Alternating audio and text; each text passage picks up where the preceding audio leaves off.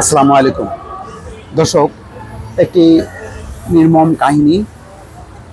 এর মধ্যে কিছু মানবিক বিষয় আছে, কিছু যুক্তি আছে, কিন্তু সবচেয়ে বড় কথা হলো শেষ পর্যন্ত বিষয়টি খুনে দাঁড়িয়েছে বা হত্যাকাণ্ডে রূপ নিয়েছে।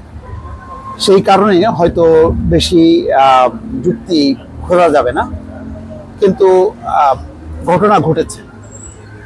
যে খুন হয়েছে তার দায় বেশি নাকি যে খুন করেছে তার দায় বেশি, সেটি আদালতের ব্যাপার।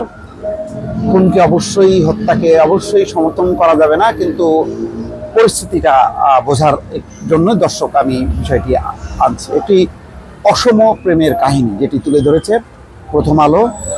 আমি তোরে শেষ করতে চাইলাম, তুই আমারে শেষ করে দিলি। এটি হচ্ছে যে প্রেমিক, যার বয়স 32, সজীব হাসান, তার একটি উক্তি। যখন তাকে আঘাত করছিল শাহনাজ পারভিন নামে এক মহিলা, যার বয়স 50, তখন ওই সজীব হাসান এই কথাগুলি বলে। কিন্তু তার আগের ঘটনা ছিল অন্য, অর্থাৎ সজীব হাসান তাকে সরিয়ে দিতে চেয়েছিল বা ক্ষোভ বা তার রাগ প্রয়োগ করতে গিয়েছিল, কিন্তু ঘটনাক্রমে সে এই মহিলার সঙ্গে আর পারেনি, শাহনাজ পারভিনের সঙ্গে। ফলে উল্টো ঘটনা ঘটেছে, খুন হয়ে গেছে সেই সজীব হাসান। এই হচ্ছে কাহিনী। এবং একটি অসম প্রেম, স্বামীর সঙ্গে ঝগড়া করে বাসা থেকে বের হয়ে গিয়েছিলেন শাহনাজ পারভিন। পরে সম্ভাব্য সব জায়গায় খোঁজাখুঁজি করে না পেয়ে সাধারণ ডায়েরি করেন তার স্বামী। 4 বছর আগের ওই ঘটনার মামলার কাগজপত্রের তথ্য বলছে, বাসা থেকে বেরিয়ে যাওয়ার পর 3 দিন পর শাহনাজ তার স্বামীর হোয়াটসঅ্যাপে ফোন করেন। তিনি খুব বিপদে আছেন বলে স্বামীকে জানান। পরে পুলিশকে সঙ্গে নিয়ে স্ত্রীর খোঁজে ঘটনাস্থলে যান ওই ব্যক্তি। পুলিশ গিয়ে দেখতে পায় শাহনাজ খাটের উপরে বসে আছেন, নিচে যুবকের মরদেহ পড়ে আছে। সেই যুবকের নাম সজীব হাসান।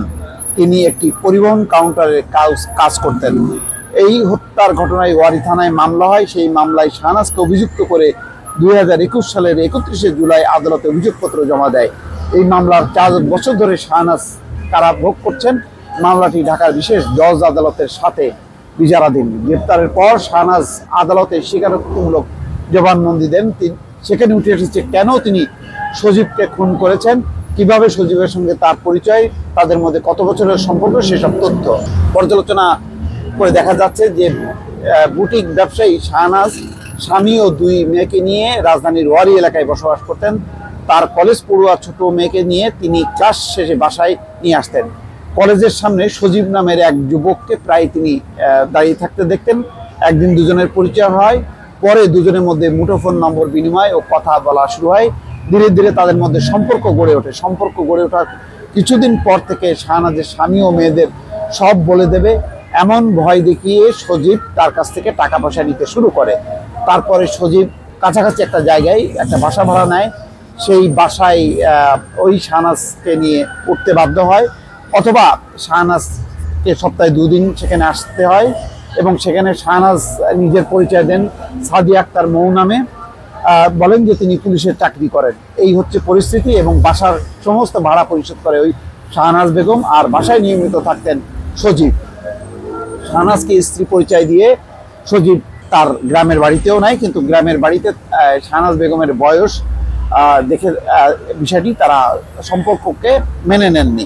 যাই হোক, এখন বুটিক ব্যবসার কথা বলে শাহনাজ ঘরের বাইরে যাওয়ার বিষয়টি ভালোভাবে দেখতেন না। স্বামী, ছেলে মেয়েরাও ভালোভাবে এটা নেননি, ফলে দূরত্ব বাড়ে।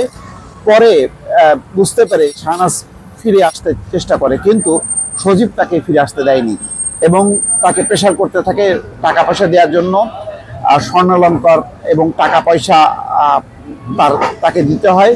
এবং শেষ পর্যন্ত তাকে একটা সিএনজি তার কাছে দাবি করে এবং বলে যে গহনা এবং টাকা সে দিতে চায় নাই, কিন্তু তাকে বাধ্য করে। ফলে এক পর্যায়ে তাদের মধ্যে কথা কাটাকাটি হয় এবং তখন সেই সজীব তাকে আঘাত করে এবং তাকে মেরে ফেলার জন্য দফায় দফায় মানে তার শরীরে আঘাত করতে থাকে। কিন্তু শাহনাজ বেগম পাল্টা যখন নাকি প্রতিরোধ করে, তখন সে পড়ে যায় সজীব হাসান এবং তারপরে সেই তার ছুরি দিয়ে আঘাত করে এবং নিস্তেজ হয়ে মারা যায়। তখন বলছিল ওই সজীব যে আমি তোরে শেষ করতে চাইলাম, তুই আমারে শেষ করে দিলি, যখন সে নিস্তেজ হয়ে যাচ্ছিল। এই হচ্ছে একটা অসম প্রেমের খুবই মর্মান্তিক পরিণতি। দর্শক, আমাদের সমাজ বাস্তবতায় এরকম ঘটনা চলছে। এইসব ঘটনা যে কি বিপদ বয়ে আনে, এটি হচ্ছে তার একটি বড় উদাহরণ। দর্শক, ভালো থাকবেন, আল্লাহ হাফেজ।